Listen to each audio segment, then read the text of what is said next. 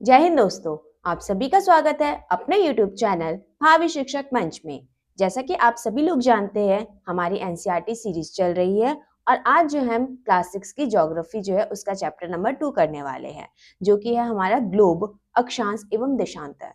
इसमें जो है हम अक्षांशों के बारे में जानेंगे, इसमें हम देशांतर के बारे में जानेंगे, इसमें हम जो है इक्वेटर उसके बारे में जानेंगे। तो इसमें जो है आप लोगों को जो है पूरे कॉन्सेप्ट अच्छे से करवाए जाएंगे, जो भी इंपॉर्टेंट कॉन्सेप्ट होते हैं जो कि हर एक कॉम्पिटिटिव एग्जाम में आते हैं, उसके लिए जो है आपकी अच्छी तैयारी के लिए ये वीडियो लाई हूँ मैं। तो आप लोगों को अगर कॉन्सेप्ट वीडियो अच्छी लग रही हो, आपको जो है एमसीक्यू अच्छे लग रहे हो, प्रैक्टिस सेट अच्छे लग रहे हो, या फिर रील्स जो है उसमें मैं आप लोगों को क्वेश्चंस करवाती हूँ वो अच्छे लग रहे हो, तो आप जो है चैनल को लाइक, सब्सक्राइब, शेयर और बेल आइकन दबाना बिल्कुल भी ना भूलें। तो चलिए दोस्तों, हम स्टार्ट करते हैं हमारी क्लास नंबर 2, क्लास 6 की ज्योग्राफी। इसमें जो है चैप्टर नंबर 2 स्टार्ट करते हैं। तो सबसे पहले है हमारा टॉपिक ग्लोब, अक्षांश एवं देशांतर। अक्षांश क्या होते हैं, देशांतर क्या होते हैं? ये जो है हमारी लाइन अक्षांश की होती है, जो कि आपके इस तरीके से, इस तरीके से आपकी लाइन जाती है, लेटी हुई ये लाइन है। इसको हम लैटिट्यूड बोलते हैं। क्या बोलते हैं? लैटिट्यूड। और वहीं हमारी जो है लंबी लंबी लाइनें होती है, इसको हम बोलते हैं लॉन्गिट्यूड। इसको हम बोलते हैं लॉन्गिट्यूड। इसको आपको याद करने का जो है इजी है। देखिए, लॉन्ग मतलब लंबा होता है, और जो है लेटी हुई यानी कि लैटिट्यूड। लेटी हुई लाइन को हम लैटिट्यूड बोलेंगे और लंबी लंबी लाइन को हम बोलेंगे लॉन्गिट्यूड। तो चलिए दोस्तों, हम पढ़ते हैं ग्लोब के बारे में पहले। ग्लोब पृथ्वी का लघु रूप में एक वास्तविक प्रतिरूप है। आप लोगों को पता है हमारा अर्थ, ये हमारा अर्थ है, तो इसी का जो है एक आपको प्रतिरूप दिया गया है। आपको ये मतलब आर्टिफिशियल तौर पे आपको ये प्रोवाइड करवाया जाता है कि आपकी पृथ्वी कैसी है। इसमें क्या ओशन आपको दिखने को मिलते हैं, इसमें आपको जो है महासागर, महाद्वीप दोनों देखने को मिलते हैं, कॉन्टिनेंट देखने को मिलते हैं, ओशन देखने को मिलते हैं। तो उसका जो प्रॉपर आपका प्रतिरूप दिया गया है कि ऐसी हमारी पृथ्वी है, ऐसी असल में हमारी पृथ्वी है। तो ये जो है आपको प्रतिरूप के रूप में मिलता है ग्लोब। और ग्लोब जो है उसके क्या है, विभिन्न आकार के एवं प्रकार के हो सकते हैं। ग्लोब जो है अलग अलग प्रकार के हो सकते हैं, अलग अलग आकार के हो सकते हैं। कुछ ग्लोब जो है आप लोगों को छोटे देखने को मिलते हैं, जो आपके पॉकेट ग्लोब होते हैं, जो आप एक स्थान से दूसरे स्थान पे आसानी से ले जा सकते हैं। कुछ ग्लोब आपको बहुत बड़े दिखते हैं, जो आप एक स्थान से दूसरे स्थान पे ले जाना आपके लिए काफी मुश्किल होता है, यानी कि हम नहीं ले जा पाते हैं। तो आपके जो है अलग अलग आकार के होते हैं, अलग अलग प्रकार के होते हैं। किसी ग्लोब में जो है आपको अक्षांश दिखा रखा होता है, किसी में आपको जो है देशांतर दिखा रखे होते हैं, किसमें महाद्वीप दिखाया होता है, किसमें महासागर दिखाया होता है। इस तरीके से आपके अलग अलग प्रकार के जो है ग्लोब होते हैं। ग्लोब स्थिर नहीं होते, ग्लोब स्थिर नहीं होते। आपका ये जो है ग्लोब जो है ये मूव करेगा। यहाँ से आप यहाँ से इसको ना ऐसे घुमाएंगे तो ये घूमेगा। क्यों? इस सुई की वजह से। इस सुई की वजह से आप लोगों को ये घूमता हुआ प्रतीत होगा। जिससे जैसे हमारी पृथ्वी घूमती है, हमारी पृथ्वी कैसे घूमती है? हमारी पृथ्वी जो है वो पश्चिम से पूर्व की ओर घूमती है, पश्चिम से पूर्व की ओर घूमती है। तो वैसे जो है ग्लोब भी आपको घूमते हुए दिखेगा। आप अगर हल्का से ऐसे घुमाएंगे तो वो घूमता है पूरा। ये जो है हाँ, इस पे जो है ग्लोब पर देशों, महाद्वीपों और महासागरों को उनके सही आकार में दिखाया जाता है। जैसे मान लीजिए, अब इंडिया का आकार छोटा सा तो है नहीं, इंडिया बड़ा है, लेकिन इसमें आपको उतने ही शेप में दिखाया जाएगा जितने में जो है असल में पूरे वर्ल्ड के अकॉर्डिंग जो है इंडिया है, उतने शेप में दिखाया जाएगा। कितने शेप में चाइना है, कितने में जो है ऑस्ट्रेलिया है। इस तरीके से आपको जो है अलग अलग शेप्स यहाँ पे देखने को मिलती है देशों की। और ये आपको ओशंस देखने को मिलते हैं, आपको कॉन्टिनेंट इसमें देखने को मिलते हैं, सब आपको इसमें देखने को मिलता है। एक सुई जो है ग्लोब में झुकी हुई अवस्था में स्थित है। ये सुई आप देख सकते हैं, ये वाली सुई यहाँ से झुकी हुई अवस्था में आप लोग देख सकते हैं। असल में ऐसी ना, रियल में ऐसा पृथ्वी पे ऐसे कोई सुई चुभी हुई नहीं है, ये रियल में नहीं है, जिसे अक्ष कहा जाता है। इसे हम क्या कहते हैं? अक्ष कहते हैं। ग्लोब पर वे दो बिंदु जिनसे होकर सुई गुजरती है, ये वाली, यहाँ पे ये वाला बिंदु और ये वाला बिंदु की बात हो रही है। यहाँ पे इन दोनों बिंदु की बात हो रही है। उत्तर तथा दक्षिण ध्रुव कहलाते हैं। ये ऊपर है, नॉर्थ वाला ऊपर वाली साइड, इसको हम बोलेंगे उत्तर ध्रुव, उत्तर ध्रुव। और ये वाला जो है नीचे वाला, इसको हम बोलेंगे दक्षिण ध्रुव, दक्षिण ध्रुव।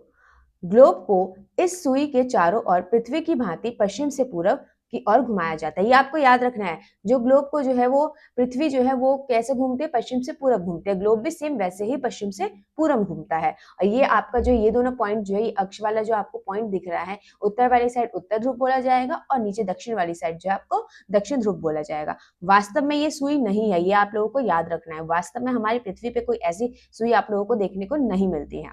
नेक्स्ट स्लाइड पे हम जाते हैं गाइस। ये इसमें हम पढ़ते हैं एक अन्य काल्पनिक रेखा भी विश्व ग्लोब को दो बराबर भागों में बांटती है। एक ऐसी काल्पनिक रेखा है जो जो हमारा जो पृथ्वी है उसको क्या करती है, दो बराबर भागों में बांटती है। ये हमारी, मान लीजिए ये हमारी पृथ्वी है, इसको दो बराबर भागों में यहाँ से जो है बांटा जा रहा है। इसको हम 0 डिग्री बोलते हैं, इसको हम इक्वेटर बोलते हैं और हिंदी में जो है इसको विषुवत वृत्त बोलते हैं। क्या कहते हैं गाइस? विषुवत वृत्त बोलते हैं, विषुवत वृत्त। इसे जो है विषुवत वृत्त कहा जाता है। विषुवत वृत्त जो है ध्रुवों तक स्थित सभी समांतर वृत्तों को अक्षांश रेखाएं कहा जाता है। अब ये विषुवत वृत्त है, सेम ऐसे ही ऊपर जा रही लाइंस इस तरीके से, ऐसे ऐसे नीचे भी सेम आप लोगों को ऐसे देखने को मिलती है। ये जो रेखाएं हैं इनको हम बोलते हैं अक्षांश। क्या बोलते हैं? अक्षांश। विषुवत वृत्त भी हमारी अक्षांश रेखा है, जो कि सबसे बड़ी रेखा आप लोगों को देखने को मिलती है अक्षांश में। सबसे बड़ी रेखा जो है आपकी 0 डिग्री है, यानी कि इक्वेटर है, विषुवत वृत्त है। और वैसे ही ये सारी की सारी रेखाएं क्या है, ये देखिए आप देख सकते हैं लेटिव लाइंस है, इसको हम बोलेंगे लैटिट्यूड यानी कि अक्षांश। इंग्लिश में हम लैटिट्यूड बोलते हैं और हिंदी में जो है हम अक्षांश बोलते हैं। अक्षांशों को अंश में मापा जाता है, 1 डिग्री 2 डिग्री 3 डिग्री ऐसे करके 90 डिग्री तक आपका अक्षांश देखने को मिलता है। विषुवत वृत्त 0 अंश अक्षांश को दर्शाती है। विषुवत वृत्त को जो है हम 0 डिग्री बोलेंगे, इसके ऊपर वाले को हम 1 डिग्री 2 डिग्री, छोटे छोटे जो है 3 डिग्री 4 डिग्री ऐसे करके 90 तक आपका ऊपर होता है और 90 तक आपका नीचे होता है, 90 डिग्री तक। उदाहरण के तौर पे आप लोगों को एक मैं बताती हूँ, जो है आप ये देखिए, ये जो है इक्वेटर से ऊपर है, इक्वेटर से ऊपर, तो इसको हम उत्तर अक्षांश बोलेंगे। इक्वेटर से नीचे वाले को हम बोलेंगे दक्षिण अक्षांश। ये देख सकते हैं आप लोग, ये हमारी इक्वेटर लाइन है जो कि 2 बराबर भागों में बांट रही है पृथ्वी को, उत्तर में और दक्षिण में। इसे हम बोलेंगे नॉर्दर्न हेमिस्फीयर, इसे हम बोलेंगे सदर्न हेमिस्फीयर।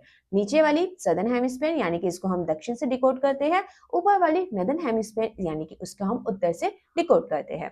तो ये आप लोगों को ध्यान में रखते हैं। एक एग्जाम्पल भी आप लोगों को यहाँ पे दिया गया है महाराष्ट्र का, और एक जो है ब्राजील के कंट्री, ब्राजील के जो हमारा नगर वगैरह होगा, ब्राजील का सिटी होगा, उसके बारे में। महाराष्ट्र के बारे में आप देखते हैं, महाराष्ट्र में चंद्रपुर, महाराष्ट्र में कौन सा? चंद्रपुर। एवं ब्राजील दक्षिण अमेरिका का भाग है, ब्राजील दक्षिण अमेरिका कॉन्टिनेंट में आता है आपका ब्राजील। ब्राजील में जो है बेलो हॉरिजॉन्ट दोनों एक ही अक्षांश 20 अंश पर स्थित है। यानी कि आप मानिए आपका जो है अर्थ है, ये आपकी 0 डिग्री है, ये मान लीजिए आप 20 डिग्री है, और ये मान लीजिए आप 20 डिग्री है। ठीक है, अब इसमें क्या बोला है कि दोनों जो है 20 अंश पे ही है। आपका चंद्रपुर भी 20 अंश पे है और बेलो हॉरिजॉन्ट जो है वो भी है। लेकिन चंद्रपुर जो है विषुवत वृत्त के 20 अंश उत्तर में है। अब यहाँ पे चंद्रपुर है, यहाँ पे क्या है गाइस? चंद्रपुर है, यानी कि उत्तर में है, इक्वेटर के उत्तर में आपको देखने, इक्वेटर से उत्तर, इक्वेटर से दक्षिण। ये वाला उत्तर हो जाएगा आप लोगों का और ये वाला हो जाएगा आप लोगों का दक्षिण। इसमें हम देखते हैं आगे, उत्तर में एवं बेलो हॉरिजॉन्ट जो है विषुवत वृत्त के 20 अंश दक्षिण में है। और बेलो जो है ये कहाँ पे है? यहाँ पे है बेलो। हम कहते हैं कि, इसलिए हम कहते हैं कि चंद्रपुर जो है 20 डिग्री उत्तर अक्षांश पर है और बेलो हॉरिजॉन्ट जो है वो 20 डिग्री दक्षिण अक्षांश पे है। तो ये आप लोगों को समझ आ गया हो कि इक्वेटर हमें किसे कहते हैं? बीच वाली लाइन जिसको जो हमारी पृथ्वी को 2 भागों में बांट रही है, उत्तर और दक्षिण में, जिसे हम नॉर्दर्न हेमिस्फीयर और सदर्न हेमिस्फीयर कहते हैं। उसमें हमारे कौन बांट रहे? इक्वेटर यानी कि 0 डिग्री। और ये लेटिव लाइन्स जो है इसको हम अक्षांश बोलते हैं। लेटिव लाइन को हम क्या बोलते हैं गाइस? अक्षांश बोलते हैं। ये जो है अंश में आप लोगों का मापा जाता है, 1 डिग्री 2 डिग्री 3 डिग्री ऐसे। ऊपर वाले को हम उत्तर बोलेंगे, नीचे वाले को हम दक्षिण बोलेंगे। तो ये वाली चीज जो है आपको अच्छे से समझ में आ गई होगी। जैसे जैसे हम विषुवत वृत्त से दूर जाते हैं, अक्षांशों का आकार जो है घटता है। आप यहाँ देख सकते हैं, जैसे ये आपका अर्थ है, ये आपकी विषुवत वृत्त है, 0 डिग्री है, सबसे बड़ी आपकी विषुवत वृत्त जो है वो 0 डिग्री ही है। 0 डिग्री के मैं ऊपर गई, फिर मैं और ऊपर अक्षांश पे गई, और ऊपर अक्षांश पे, ऐसे ऐसे ऐसे आप देख सकते हैं इनकी जो आकार है वो छोटा होता जा रहा है। विषुवत वृत्त से छोटा ये वाला है, उससे छोटा ये है, फिर ये है, फिर ये है, फिर ये है। तो वही बात यहाँ पे कही गई है कि ऊपर की तरफ हम ऐसे जाएंगे तो भी ये कम होता जा रहा है अक्षांश, कि जो आकार है वो कम हो रहा है, नीचे की तरफ भी हम जाएंगे तो उसका भी आकार जो है हमारा कम हो रहा है। तो ये आप लोगों को समझ में आ गया होगा अच्छे से गाइस। नेक्स्ट स्लाइड पे हम लोग आते हैं महत्वपूर्ण अक्षांश। अब हम ये देखते हैं कि हमारे जो इंपॉर्टेंट अक्षांश है, जो हमारे इंपॉर्टेंट लॉन्गिट्यूड है, लाइंस जो है, वो जो है कौन कौन सी इंपॉर्टेंट है वो आपको यहाँ पे देखना है, आपको याद भी रखना ये चीज इंपॉर्टेंट है। महत्वपूर्ण अक्षांश समानांतर रेखाएं, ये है समानांतर रेखाएं। विश्वत वृत्त, आप लोगों को विश्वत वृत्त तो याद हो गया, जिसे हम क्या बोलते हैं गाइस, इक्वेटर बोलते हैं। इक्वेटर यानी कि 0 डिग्री। उत्तर ध्रुव पे जो है आपको 90 डिग्री मिलेगा, आपको उत्तर में जो है क्या मिलेगा, 90 डिग्री। यहाँ पे मैं आपको एक डायग्राम के थ्रू बता देती हूँ। आपका ये हो गया 0 डिग्री, ऐसे ऊपर जाते जाते जाते यहाँ पे आपको 90 डिग्री मिलेगा, जिसे हम बोलते हैं उत्तर ध्रुव। क्या कहते हैं, उत्तर ध्रुव। नीचे वाले को हम क्या कहते हैं, दक्षिण ध्रुव, दक्षिण ध्रुव। तो ये आप लोगों को याद हो गया, 90 डिग्री दक्षिण में है, 90 डिग्री उत्तर में है। इनके अतिरिक्त जो है आपके 4 महत्वपूर्ण अक्षांश रेखाएं और भी है। ये कौन कौन सी है, उत्तरी गोलार्ध में कर्क रेखा 23 डिग्री उत्तर। आप ये देखिए, ये हमारा इक्वेटर हो गया है, ये हमारा कर्क रेखा। आप लोगों ने ना पहले पढ़ा होगा ये सब, कर्क रेखा, मकर रेखा। ये क्या है, ये कौन सी डिग्री की है, 23.5 डिग्री। 23.5 डिग्री जो है ये है हमारा कर्क रेखा। और सेम वैसे ही जो है ये उत्तर में कर्क रेखा। दक्षिण में आप लोगों को मकर रेखा देखने को मिलती है, ये भी आप लोगों की 23.5 डिग्री दक्षिण में है। 23.5 डिग्री जो उत्तर में है, नॉर्थ में है, वो है कर्क रेखा, और 23.5 डिग्री दक्षिण में जो है वो है हमारी मकर रेखा। तो ये दोनों आप लोगों को याद हो गया होगा। दक्षिण गोलार्ध में जो है आप लोगों को क्या मिलता है, मकर रेखा मिलता है। उत्तरी गोलार्ध में आप लोगों को कर्क रेखा देखने को मिलती है। विषुवत वृत्त के 66.5 जो है उत्तर में उत्तर ध्रुव वृत्त है, ये आपको यहाँ पे मिलेगा। ये देखिए, उत्तर ध्रुव वृत्त, ये है आपका उत्तर ध्रुव वृत्त। कितना है इसका, 66.5 डिग्री उत्तर, और 66 डिग्री, 66.5 डिग्री दक्षिण में जो है आपको दक्षिणी ध्रुव मिलेगा। दक्षिण ध्रुव वृत्त है ये, एक दक्षिण ध्रुव जो है वो 90 डिग्री है, दक्षिण ध्रुव वृत्त जो है वो 66.5 है। दक्षिण ध्रुव वृत्त हो गया, और इसके बाद ये उत्तरी ध्रुव वृत्त जो है वो 66.5 जो है नॉर्थ में है, और उत्तर ध्रुव जो है वो 90 डिग्री नॉर्थ में है। तो ये आपको याद रखना, इक्वेटर 0 डिग्री। तो ये दोनों लाइंस जो है आप लोगों को याद होगी चारों लाइंस कौन कौन सी हमारी इंपॉर्टेंट है। नेक्स्ट पे हम आते हैं पृथ्वी के ताप कटिबंध। अभी हम ये देखते हैं कि कहाँ पे कैसा टेम्परेचर होता है, ये हम देखते हैं। गाइस ये देखिए, ये आपका है 0 डिग्री। कौन सा है ये आपका, 0 डिग्री, जिसे हम विषुवत वृत्त, विषुवत रेखा, भूमध्य रेखा ये सब कहते हैं। 0 डिग्री इक्वेटर ये सब कहते हैं। 0 डिग्री से लेके आपने अभी कर्क रेखा और मकर रेखा पढ़ी है। 23.5 जो है आप लोगों की कर्क है, 23.5 जो है आपकी मकर है। बस ये उत्तर में है, ये आपकी दक्षिण में है, ये नॉर्थ में है, और ये साउथ में है। तो यहाँ से ये पूरा वाला जो एरिया, ये पूरा कर्क रेखा से विषुवत वृत्त हो गया आपका मकर रेखा तक, कर्क से मकर तक का जो है आपका एरिया, कर्क से मकर तक, ये पूरा एरिया जो बहुत ज्यादा गर्म होते हैं। क्यों, क्योंकि यहाँ पे सूरज की रोशनी डायरेक्ट पड़ती है, तिरछी नहीं पड़ती, डायरेक्ट यहाँ पे सूरज की रोशनी पड़ रही है पूरे टाइम। यहाँ पे सूरज की रोशनी जो है बहुत ज्यादा होती है, पूरे डायरेक्ट पड़ी। अब जहाँ पे जो है सूरज की रोशनी डायरेक्ट होगी, वहां पे गर्मी ज्यादा होगी। वहां पे गर्मी कैसे ज्यादा होगी, यहाँ पे बारिश भी ज्यादा होती है, लेकिन यहाँ पे गर्मी भी ज्यादा होती है। बारिश भी आपको ज्यादा मिलती है, गर्मी भी मिलती है, पेड़ पौधे आप लोगों को ज्यादा देखने को मिलते हैं यहाँ पे। इसे हम बोलते हैं उष्ण ताप कटिबंध। क्या बोलते हैं इस वाले एरिया को, उष्ण ताप कटिबंध। तो आप लोगों को याद रखना है ये वाला एरिया कौन सा, उष्ण ताप कटिबंध वाला एरिया जो है आपका कर्क रेखा से मकर रेखा तक है। मैं यहाँ लिख देती हूँ, उष्ण कटिबंध या उष्ण ताप कटिबंध, उष्ण कटिबंध। उष्ण कटिबंध का जो एरिया है 23.5 नॉर्थ से लेके 23.5 जो है आपका साउथ में देखने को मिलते हैं, यानी कर्क से लेके मकर रेखा तक। अब हम बढ़ते हैं शीतोष्ण कटिबंध। ये आपका शीतोष्ण कटिबंध है, ये वाला एरिया, ये जो है आपका क्या है, शीतोष्ण कटिबंध है। 23.5 यानी कि मकर से लेके 66.5 जो हमारा यहाँ पे वो था दक्षिणी गोलार्ध का जो आपका मिलता है, दक्षिणी ध्रुव वृत्त जो आपको मिलता है, ये क्या है, दक्षिण ध्रुव वृत्त भी आता है यहाँ पे। ये वाला एरिया जो है आपका क्या हो जाएगा, ये आपका हो जाएगा शीतोष्ण कटिबंध। सेम नीचे जैसे है वैसे ऊपर भी है आप लोगों का। यहाँ पे आप देख सकते हैं कर्क रेखा से 66.5 जो हमारा उत्तर ध्रुव वृत्त है, वहां तक का जो एरिया है वो है आपका शीतोष्ण कटिबंध। ठीक है, शीतोष्ण कटिबंध, शीतोष्ण कटिबंध। बंद। आप ये देख सकते हैं कहाँ से कहाँ तक है, 23.5 नॉर्थ से लेके 66.5 नॉर्थ तक, और सेम वैसे 23.5 साउथ से लेके 66.5 साउथ तक। ये वाला आपका एरिया हो जाएगा शीतोष्ण कटिबंध। यहाँ पे जो है सूरज की जो रोशनी है वो तिरछी पड़ती है, यहाँ पे ठंड होती है अच्छी खासी, और जो है यहाँ पे गर्मी उतनी ज्यादा नहीं होगी आप लोगों की, यहाँ पे तिरछी पड़ेगी। और यहाँ तक तो ऑलमोस्ट पहुंच ही नहीं पाती है सूरज की रोशनी, बहुत ही कम पहुंच पाती है। तो ये जो लास्ट वाला आपका है ये शीतोष्ण कटिबंध, यहाँ तो बहुत ज्यादा ठंड होती है, हद से ज्यादा। ये जो है आपका कहाँ से कहाँ तक है, शीत कटिबंध या शीतोष्ण कटिबंध जो हम बोलते हैं, ये आपका एरिया आ जाता है 66.5 से साउथ से लेके 90 डिग्री साउथ तक। सेम वैसे ही जो है उत्तर में भी होता है 66.5 नॉर्थ से लेके 90 डिग्री नॉर्थ तक। इसमें लिखा वही है, तो ये आप पढ़ लीजिएगा, ये मैंने आपको डिटेल में अच्छे से समझा दिया। नेक्स्ट स्लाइड पे हम गाइस चलते हैं। नेक्स्ट स्लाइड, अब देशांतर क्या है। अब आपने अक्षांश पढ़ लिए, अक्षांश तो आपकी रिलेटिव लाइन्स हो गई, सबसे बड़ी आपकी इक्वेटर होगी। अब देशांतर जो है ये लॉन्गिट्यूड है, ये लॉन्गिट्यूड यानी लंबी लंबी लंबी लंबी लाइन, क्या है ये, लॉन्गिट्यूड। पढ़ लेते एक बार। किसी स्थान की स्थिति को बताने के लिए उस स्थान के अक्षांश के अतिरिक्त कुछ और जानकारी की आवश्यकता भी है। अब किसी स्थान की स्थिति को मुझे बताना है, कोई प्लेस आप लोगों को बताना है मुझे, तो मैं वो आपको कैसे बता पाऊंगी, जब मुझे अक्षांश के बारे में पता होगा, जब मुझे देशांतर के बारे में पता हो, तो हम जो है सही जो है एरिया का पता लगा सकते हैं। आप देख सकते हैं कि प्रशांत महासागर में स्थित टोंगो द्वीप एवं हिंद महासागर में स्थित जो है मॉरिशस द्वीप एक ही अक्षांश 20 डिग्री दक्षिण पर स्थित है।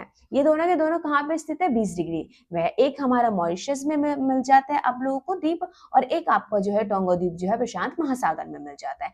एक हिंद महासागर, एक प्रशांत महासागर। आपका हिंद महासागर अगर यहाँ पे है ना, प्रशांत महासागर आपका यहाँ पे है, मतलब इतना डिफरेंस है, दूर दूर है, लेकिन ये एक ही अक्षांश पे आप लोगों को देखने को मिलता है। कौन सा अक्षांश, 20 डिग्री दक्षिण में मिलता है। अब आपको मान लो मुझे जाना है हिंद महासागर, आपको जाना है मॉरिशस, जाना है आप लोगों को नहीं, मुझे हिंद महासागर के मॉरिशस द्वीप पे जाना है, आप लोगों को प्रशांत महासागर के जो है टोंगो द्वीप पे जाना है। तो आप अब मुझे सिर्फ क्या पता है, अक्षांश पता है, मुझे देशांतर नहीं पता क्या होता है, मुझे नहीं पता। तो अक्षांश के माध्यम से तो हम जा ही नहीं पाएंगे, हम तो इस पूरी लाइन पे ऐसे घूमते रहेंगे, हमें पता नहीं चलेगा कहाँ पे है ये दोनों की दोनों जगह। तो इसके लिए हमें देशांतर पता होने चाहिए, कि हमें देशांतर का भी ऐसे इस तरीके से पता होगा, तो मैं आपको अक्षांश और देशांतर दोनों बता दूं, तो आप जो है इजिली जो है उस एरिया पे पहुंच जाएंगे। उनकी सही स्थिति जानने के लिए यह पता करना होगा कि उत्तर ध्रुव और दक्षिण ध्रुव से जोड़ने वाली संदर्भ रेखा से पूर्व एवं पश्चिम की ओर इन स्थानों की दूरी कितनी है। अब उत्तर से दक्षिण, यहाँ उत्तर से दक्षिण वाली जो है रेखाएं हैं ये, और ये जो है यहाँ से इतनी दूर कितना है, ये आप लोगों को जानने के लिए जो है एक रेखा के बारे में आपको पता होना चाहिए। इन संदर्भ रेखाओं को देशांतरी यामनोत्तर कहते हैं। हम देशांतर को यामनोत्तर भी कहते हैं, तो आप लोगों को याद रखना है। तथा उनके बीच की दूरी को देशांतर के अंशों में मापा जाता है। प्रत्येक अंश को मिनट में तथा मिनट को सेकंड में विभाजित किया जाता है। अब हर एक अंश को जो है मिनट में विभाजित करेंगे, उसके बाद मिनट को जो है वो सेकंड में विभाजित किया जाता है। ये अर्धवृत्त है तथा उनके बीच की दूरी ध्रुवों की तरफ बढ़ने पर घटती जाती है। जैसे ही ना ये इस तरीके से ऐसे बढ़ रही है, यहाँ से शुरू हो रही है, ऐसे इस तरीके से बढ़ रही है, तो ये ध्रुवों के पास जा रही है। ये क्या आपका नॉर्थ पोल है, उत्तरी ध्रुव है आपका। तो यहाँ पे जो है क्या है, यहाँ पे ये देखिए, यहाँ पे ना इनका एरिया बहुत ज्यादा है, यहाँ गैप देख सकते हैं आप, गैप आपको देखने को मिल रहा है। यहाँ ध्रुवों पे जाते जाते बिल्कुल ही घटती जाती है, बिल्कुल ही छोटी हो जाती है, बहुत ज्यादा छोटी घटती जाती है। और ध्रुवों पे जो है यहाँ पे क्या हो जाती है, यहाँ पे जीरो हो जाती है बिल्कुल ही। आप मान लीजिए आप एक तरबूज को देखिए, एक तरबूज है आपका ना, ऐसे आपको तरबूज की जो है लाइंस ऐसे देखने को मिलती होगी। तरबूज, अभी तो गर्मी का मौसम आने आ गया है, तो बहुत अच्छे तरबूज मिलेंगे आप लोगों को। तो यहाँ पे ना ये जीरो ही हो जाती है, ऑलमोस्ट जीरो हो जाती है ये। तो यहाँ पे शून्य हो जाती है ध्रुवों पर, जहां सभी देशांतरी यामनोत्तर आपस में मिलती है। यहाँ पे आप देख सकते हैं ये रेखाएं, सारी रेखाएं ऊपर जा रही है, ऊपर ऊपर जाके यहाँ पे मिल रही है। तो वही यहाँ पे बता रखा है। देशांतर आप लोगों को समझ आ गया। पहली बात तो ये स्थान का पता लगाने के लिए जो है बहुत ज्यादा इंपॉर्टेंट है आपका देशांतर और अक्षांश दोनों की दोनों। तो आप यही सोच रहे होंगे कि हम इन रेखाओं का क्यों पता लग रहा है। और पता है आपको, ये रेखाएं ना वास्तव में खींची नहीं है किसी ने जाके पृथ्वी के ऊपर, वास्तव में ये कोई रेखाएं नहीं है, ये हमने अपनी सुविधा के लिए जो है ऐसा जो है मान लिया है कि ऐसी एक रेखाएं है। हमें देशांतर और अक्षांश में जो है साइंटिस्ट जो थे उन लोगों ने जो है इसको आगे करा है, ताकि हमें स्थान का पता लग पाए। इसमें आप लोगों को ग्रीनविच मिलता है। ग्रीनविच जो है आप लोगों को इंग्लैंड में देखने को मिलता है, और आप लोग जानते हैं कि इंग्लैंड ने जो है शासन किया है हर जगह, मोस्टली जगह जो है इंग्लैंड ने ही शासन किया था, वहीं से हमें ये लेना पड़ा था कि 0 डिग्री जो है हमने ग्रीनविच से माना है इनका, क्योंकि कहीं से हमें स्टार्ट तो करना पड़ेगा। जैसे हमने देशांतर जो है बीच में से स्टार्ट किया, तो सेम वैसे ही जो है हमें अक्षांश जो है वो भी स्टार्ट करना पड़ेगा कहीं ना कहीं से। तो हमने 0 डिग्री किसको माना है? ग्रीनविच। अब ग्रीनविच के जो पूरब में है, यानी कि ग्रीनविच के इधर वाली साइड पूरब में, तो इसका टाइम आपका ज्यादा होगा ग्रीनविच से। मान लीजिए ग्रीनविच में 12 बज रहे हैं, तो यहाँ पे 12 से कम नहीं होगा, यहाँ पे 12 से ज्यादा ही टाइम रहेगा।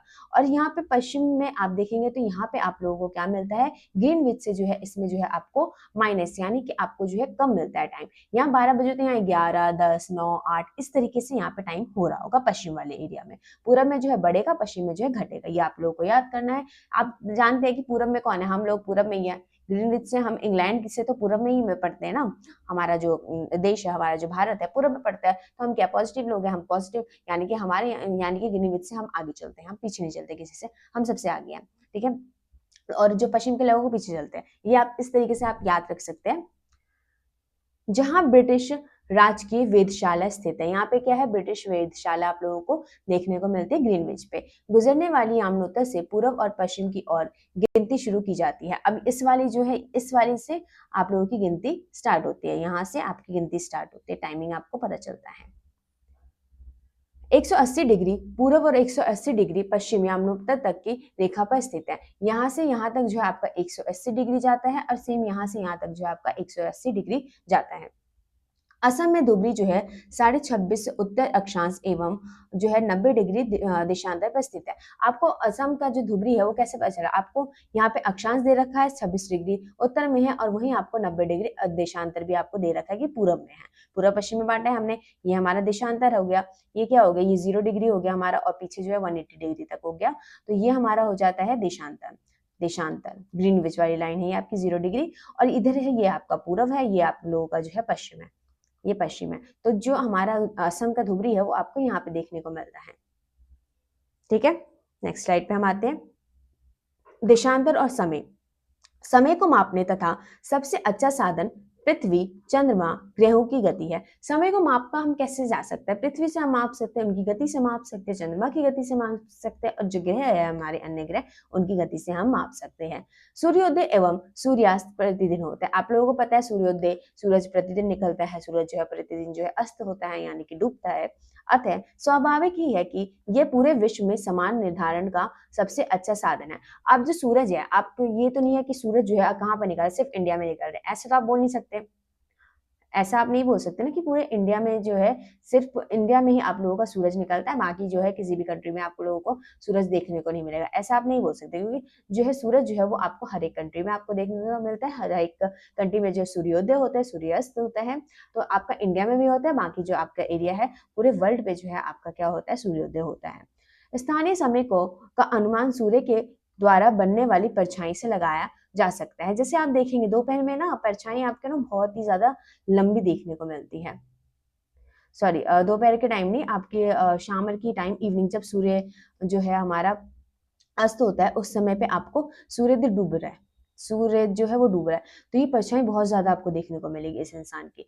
और वहीं जो है आपका क्या है, यहाँ पे आपका दोपहर का सूरज बिल्कुल आपके सर के ऊपर है, तो यहाँ पे आपको परछाई बिल्कुल छोटी सी मिलेगी, आप सर के ऊपर ही आपका सूरज, तो सूरज जो है कितनी छोटी सी परछाई बनाएगा। आप कभी धूप में जाइएगा ना, 12 बजे के टाइम आप जाना बाहर, और 12 बजे आप देख रहे हैं कि आपकी परछाई जो बड़ी बन रही है या छोटी बन रही है, आपकी परछाई जो छोटी बनेगी। और वहीं आप शाम के टाइम, यानी कि जो सूर्यास्त का टाइम होता है, उस टाइम आप बाहर जाइएगा, आपकी परछाई बहुत ज्यादा लंबी बनेगी। तो ये आपका इस तरीके से मुझे समय का होता था।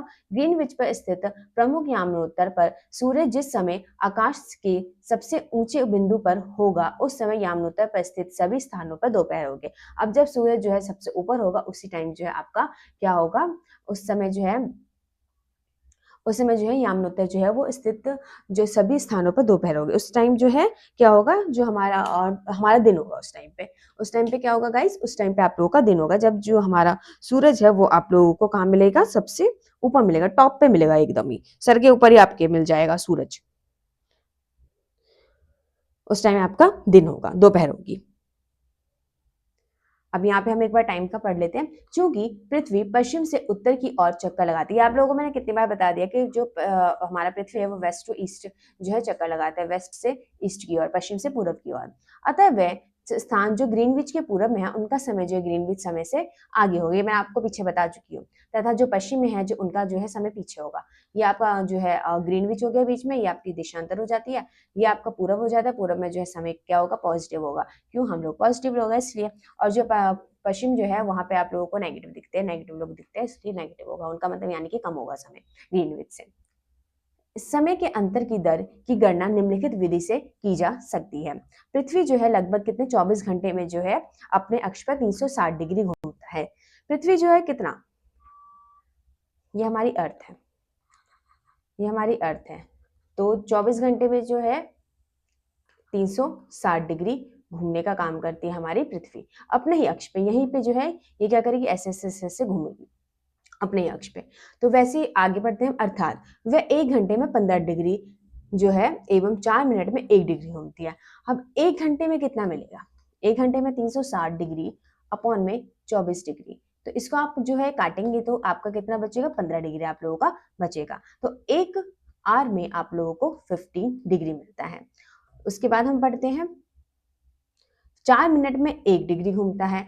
अब जो 1 आवर है उसको हम 60 मिनट में कन्वर्ट कर सकते हैं। 60 मिनट में जो है वो 15 डिग्री है, तो 1 मिनट में वो कितना होगा, 1 मिनट में जो है आप लोगों का 15 डिग्री अपॉन में 60 हो जाएगा, तो आपका 4 आ जाएगा।